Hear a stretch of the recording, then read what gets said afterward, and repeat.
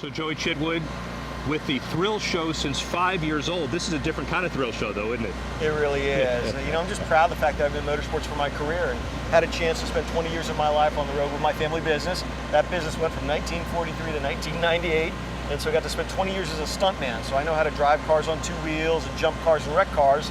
But now for the last 20 plus years, give or take, I've been on the management side. And so think about the opportunities with Chicagoland Speedway, Indianapolis Motor Speedway. But really, the biggest project to date, Daytona Rising, the $400 million reinvestment.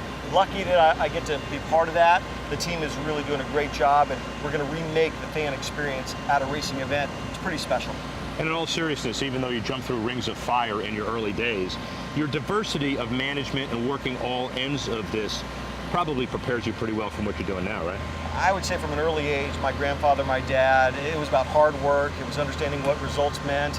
And at the end of the day, you got to work hard. I mean, that's what it is. And so in the racing business, we work weekends, we work late. And when you think about what we're doing at Daytona, so many fans are passionate about what we do. This is an important property. It's where all of the history has been created, the heritage, the legends. And so fans care. And whether it's building the Daytona Rising project, changing the schedule, you name it, fans react and respond. We want to make sure we're respectful of that, but also we need to chart a plan for the future. I think we've done a good job of balancing both. The beauty is you've got this great racetrack and its location didn't change, but we're just rebuilding all the amenities that go with it. So you're mixing new with history to create Daytona Rising. So I think we really found a great balance in the middle. And we'll talk about some of those specifics in a minute, but as far as perception is concerned, the great unwashed, and they won't do it after February, still believes you're redoing a racetrack. You're building a motorsports stadium, a motorsports facility.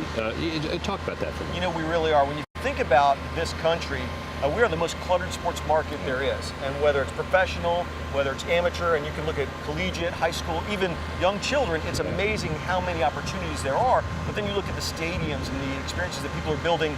I mean, there's a stadium in Atlanta being rebuilt only after 20 years. Yeah. So for us, after 50 plus years of an older facility, we really needed that refresh. And so for us, you could have easily just bolted on some escalators and fixed some bathrooms and called it a day. But that really wouldn't change the fan experience or live up to the vision of Big Bill when he created Daytona in the first place. So our goal was, how do you create something new and different, but you still pay your respects to racing? And I think that, talking to our designers, understanding what's happening in the soccer world and the football world, taking those things and marrying them with motorsports, we're able to create this motorsports stadium, the first and only, with Daytona Rising. So it's definitely a balancing act. We've got to make sure we've got everybody's interests in the right place, and I think we've found a really great place. And look, after 2+ years of construction, it's phenomenal. It looks fantastic.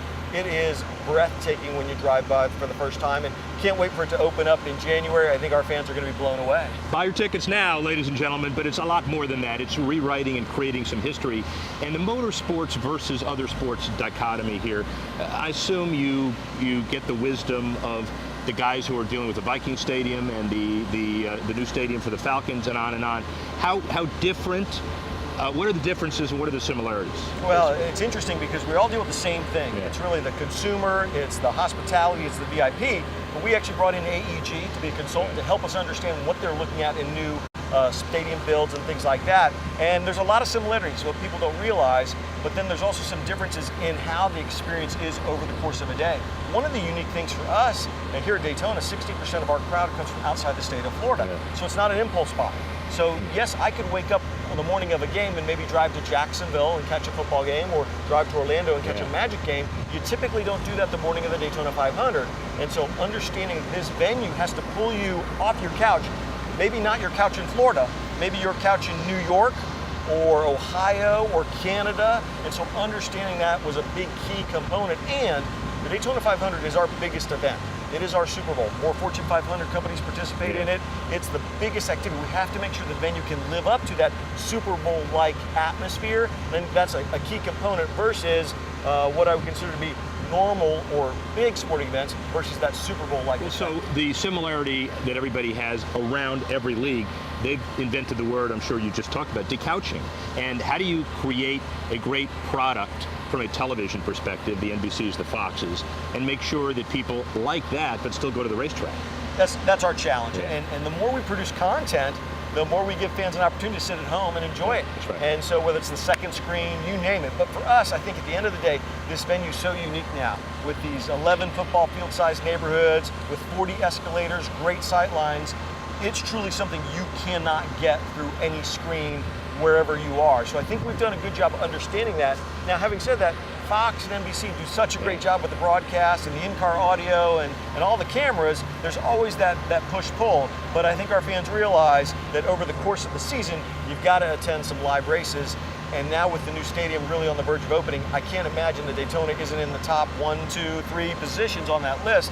And I think we've made the right investment to get there. But now, hopefully, there are things we can learn from this venue and look at our other 11 racetracks and understand what other enhancements and improvements we can come up with. But there's always that balancing act of TV, stay at home, and attend live. And I will tell you, NASCAR is so visceral. The roar of the engines, the flyovers, all those elements that go into it, it's pretty special when you attend a live sporting event. You mentioned the balancing act of innovation versus tradition a couple of times, and there are certain bedrock assumptions that go into any facility, any entertainment spectator facility. Got 101,500 21-inch seats, which is really good for us. What are some of the other fan amenities that you're concentrating on? Well, the number one thing our fans told us was vertical transportation. In our business, the best seat in the house is the top row. Yeah, right. And no one wants to climb those stairs up or down anymore. So 40 escalators, 17 elevators. We're going to get you up and down this property a lot easier. 3 different concourse levels. So we've got all of the amenities close to wherever you're sitting. We've got these 11 football field-sized neighborhoods where you can stay connected. Wi-Fi enabled, you can tweet, update, post your status, you name it. You can enjoy the social side of our business when you're at this live sporting event. And I will tell you, and I think most would agree, that we attend social events that include sports nowadays. And if you don't have a good social plan, then you're not living up to the fans' expectation. And then for us, I think the seats and the comfort and the sight line. It's a 2.5-mile racetrack, and so to elevate everything so fans can see the whole racetrack, I think that's a big deal as well. I think we've really nailed it on all levels. And of course, fans can still bring a cooler in. That is unique to our sport. We're not changing that. But again, that's the balancing act of respecting our history and our heritage, but balancing out with the new things that fans expect. I think we've done a really good job. Now, I have no doubt we'll hear from our fans afterwards about some things we can do better, but I think in terms of the plan, the original concept, I think we're very close to where we thought we'd be. Let's talk about corporations. 60 suites for the day-to-day, but also these 5 injectors. We're here at one now.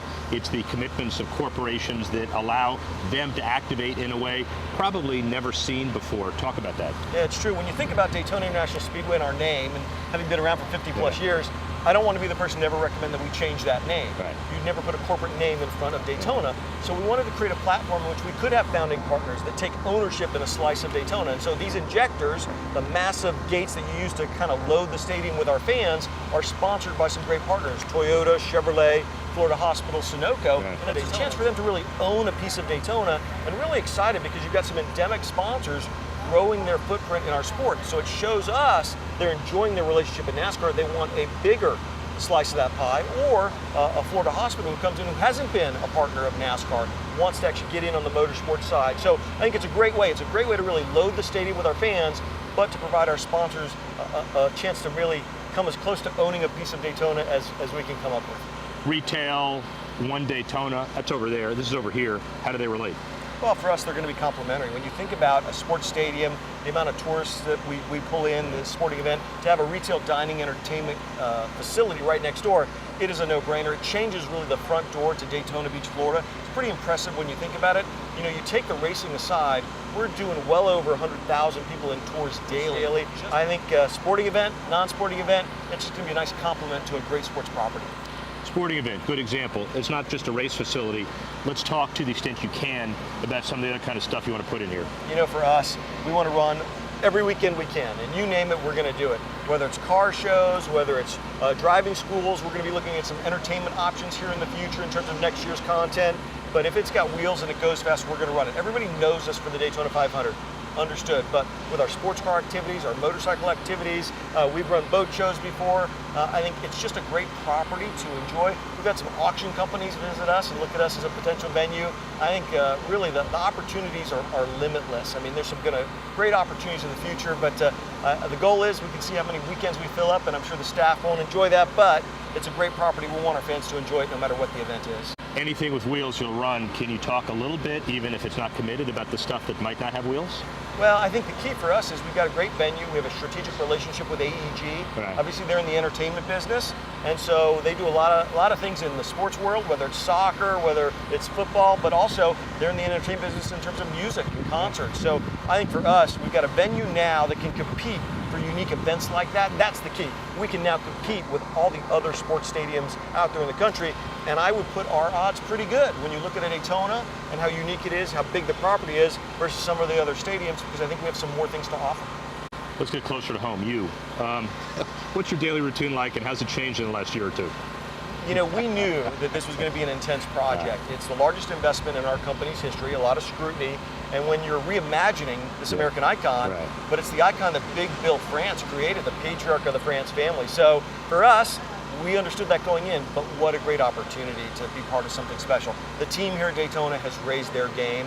I'm not sure if you offered us the chance to operate a venue and build a venue at the same time, we would take you up on that again. It was so unique. In theory, we thought, okay, in reality, that's a very tough proposition, but the team has really stepped up. And so with months to go, we're on schedule, we're on budget, and I can't wait to wave that green flag and open it up. I think the team here at Daytona, they deserve a well-needed break after that. Yeah, and so do you. You look back at the last couple of years, what's the biggest surprise that you didn't expect? Well, I will tell you just the uniqueness of this property and having to operate it for a Daytona 500 while it's under construction. Yeah. And just if you put it in perspective, we have 100,000 seats on the front stretch. What we did this past Speed Weeks is we opened 40,000 new seats. So we opened up a baseball stadium while we still ran a football stadium of 60,000 seats on the other side of the stadium. So that's something that you never really thought of in terms of opening a new venue. Open new, maintain old, and get people in the right direction, communicate. That, I think, was a really unique challenge. The team did a great job, but we learned a lot through that process that I'm not sure we realized going in. And I'm sure you seek expertise from opinion leaders of the business. The Niners with Super Bowl 50, technologically savvy Levi Stadium. There are other examples, not just your AG relationship, but everybody else you deal with. You know, we've got some great relationships in the state of Florida, and so whether it's Tampa, Orlando, we're not shy about picking up the phone and calling and asking, can we learn what you're doing? And I will tell you, everybody's been so gracious in saying, no, here's what we're doing. If you do this, don't do this. And those are the tips that you need going into it. Can you tell right now if there's anything you would have fundamentally done differently if you had a chance to do it over? I think there's some hospitality opportunities that we created that have such a demand, we might have created more of them in terms of the sightline and location, and they've done so well. Could we have done 2 rows of those? Yeah. But again, all great things. It just proves, though, the concept of outdoor seating with the suite and the location was right on when we created it. I think the rave reviews to the vertical transportation, that makes us feel good that we're getting people up and down, and that was a key goal, making sure we could extend our fans' ability to attend the sporting events here. The other advantage, too, is how many total acres do you control here? Hundreds and hundreds of acres. Hundreds and hundreds gives you the ability to be flexible and evolve inside and outside as you go forward. Well, one of the key things for us is it's not just what's happening inside the racetrack. This midway space outside is used for other activities and events. We have Bike Week coming up, and that activity is purely focused on the front stretch. And so, again, we find ways to use this property. We're going to be creative, and it could have wheels, it could not have wheels. Daytona is still a great place for it. Is there a sequence now of the next 4 or 5 months, and then after opening, you've got business plans as well? But what do you want to accomplish the 4 or 5 months after the opening? Well, I think the key for us is you get through January, February, and March. You're going to learn unique things about each sporting event because they're different. Sports car, stock car, motorcycles, and then we're going to use those things to what can we share with other tracks, what they might be interested in, what do we need to improve and get better for our July racing event, and then is there something that was so great that we have to put a plan in place for other tracks, or fix if it wasn't great for next year. I think the key is understanding what we can share, what we need to fix and do better, but it'll be fan feedback. I mean, I'm really looking forward to that first survey of the fans' experience and what they thought of it. That'll give us the best intel on what we need to do. Are you a manager, a politician, a psychiatrist, a developer, a builder? What are you? this is such a unique industry, Yeah. and you deal with so many different entities, whether it's your own internal structure. NASCAR is a great partner, IMSS is a partner, AMA is a partner, but then you look at the drivers and the teams, the broadcast carriers, Fox and NBC. You literally are in touch with everyone, and I think this property does so much for so many different entities. And so politician is most likely it. You've got to be a good communicator. You've got to be able to pick up the phone and get some folks on the phone. But at the end of the day, you've got to find consensus. You've got to find solutions in which there are true win-wins for it. So we've got to make sure our property can live up to that. And we have to work with a lot of people to make sure we can. So fill in the blank. Years from now, historians will look back at the impact of Daytona Rising and say, the France family, as they did in the late 50s, did something in 2016. They changed the sport forever. They took a racetrack, and it was a great racetrack, and they turned it into the first and only motorsport stadium. Just shows you their vision and where they see the sport going. And I think the France family has done so much, but when I think about where NASCAR was in the late 50s, they were not the most popular form of motorsport in our country. And now, in 2016, creating something no one else has ever done, it just shows the leadership they have for this sport. And I think the sport's in good hands. the Chitwood family jumps through yet another ring of fire unscathed. Thank you very much, my friend. Thank you. Really appreciate it.